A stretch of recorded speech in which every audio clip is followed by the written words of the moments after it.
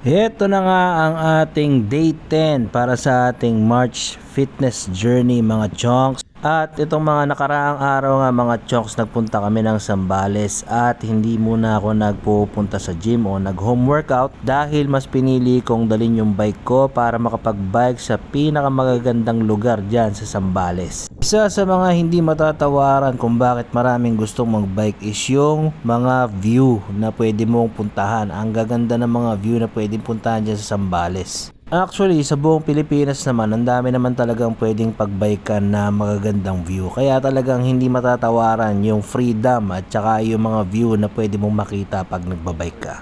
At isa nga sa mga advantage ng pagbabike hindi masyadong madudurog yung mga buto mo sa tuhod, lalo na kung nagkakaedad ka na at gusto mong nang mag-cardio kaysa mag-jogging ka, magbike ka na lang. Meron lang ako mga ilang payo pagdating sa pagpili ng bike o pagbili ng bike, lalo na kung may budget ka naman. Kung wala ka pang bike, mas mapapayo ko na mag-aral ka muna sa pamamagitan ng mga social media kung ano talagang bike ang para sa'yo. Sa pamamagitan kasi ng pag-aaral kung ano talagang bike ang para sa'yo ay matututunan mo kung paano talaga pumili ng tamang bike na para sa'yo. Importante kasing malaman mo kung ano yung mga klase ng bike at saka kung ano talaga yung kailangan mo. Katulad niyan, mountain bike ang kailangan ko. Tapos syempre nakadepende rin yan kung anong klaseng kondisyon ba ng kalsada yung mga kailangan yung bike. Kasi minsan kung baku-bako naman yung lugar nyo at nag-road bike ka dahil sa manipis lang yung gulong nun, baka naman masiraan ka naman lagi. Ayon dun sa mga napag-aralan ko at mga na-analyze ko mga chonks, ang pinaka-standard talaga para sa ating mga Pilipino, lalo na kung ano yung estado ng kalsada sa inyo, is mountain bike talaga ang pinakamaganda. Kung sa tingin mo naman ay kailangan mo ng mga pamasok at madaling bitbitin na bisikleta, lalo na pang commute, mag-folding bike ka at mas maliit na gulong. Merong iba't ibang klase ng mga bike ngayon mga chonks. Isa yung mountain bike sa pinakasikat at sunod yung road bike. Meron ding mga folding bike na tinatawag at yung gravel bike. Tutulungan ko kayong maintindihan kung ano yung mga yan. Yung mountain bike, yan yung pinaka-standard mga chonks. Pwede yan sa kahit anong kondisyon ng kalsada. Kahit ano pa, mga paakyat, pababa, mga baku-bako, hindi ka masyadong mahihirapang gamitin yan mga chonks. Yung mga road bike naman, usually yan yung mga ginagamit ng mga kabataan, lalo na yung mga nag-crave sa speed mga chonks. At maganda yung road bike na yan kung yung kalsada nyo wala masyado mga lubak-lubak. Kung bike to work naman ang hanap mo mga chonks, mas maganda yung mga folding tsaka yung mga maliliit lang ang gulong, para at least kahit papano pwede mo siyang isakay o pwede mo siya i-commute. Pero mas maganda kung malayuan yung trabaho mo at gusto mo mag-bike to work, mag-mountain bike ka pa rin. Kung medyo extreme naman ang gusto mo mga chonks, mas maganda yung mga BMX. Yan yung mga recommended talaga. Tsaka ginagamit talaga yan para sa sports. Hindi ko masyadong maintindihan yung fulfillment na nakukuha ng mga tao sa fixie. Kasi yung fixie kasi bali dalawang gear lang siya. Isa sa harap, isa sa likod. Pero hindi ko talaga magets kung bakit Pero maraming gumagamit niyan yung fixie na yan. Pag sinabing fixie, yan yung fixed gear.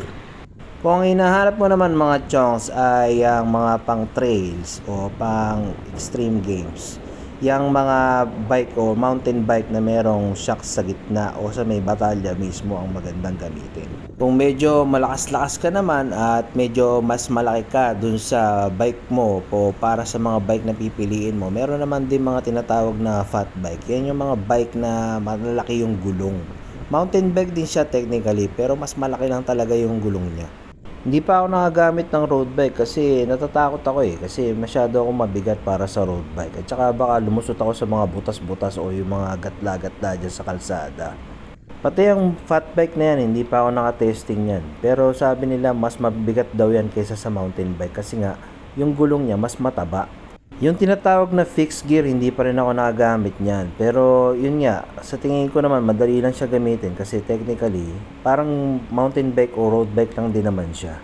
Kaya lang sa pagkakaalam ko, karamihan ng fixed gear na bisikleta is walang preno. Yung tinatawag nilang skidding, yung parang pinipreno mo siya pabalik para huminto. Medyo delikado lang siya sa paningin ko mga chonks.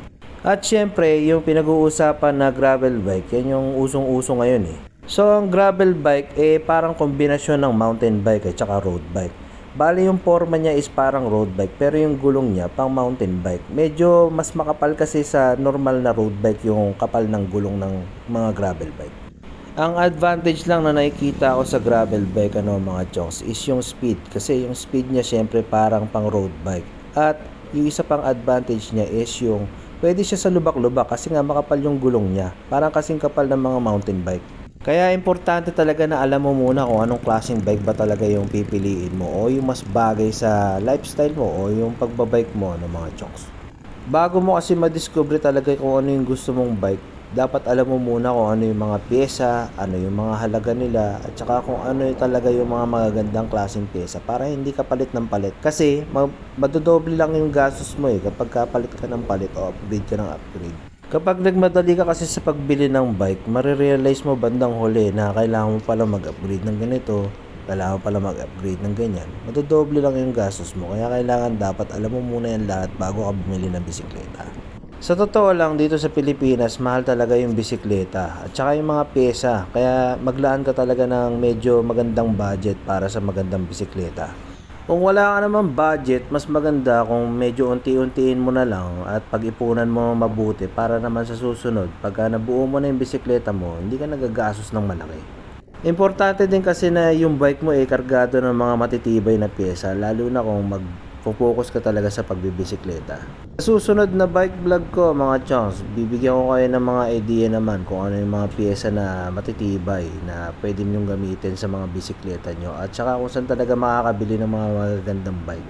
At yun na nga mga chonks, maraming salamat sa inyo. Sana na-impluwensyahan ko kayo na magpalit ng lifestyle.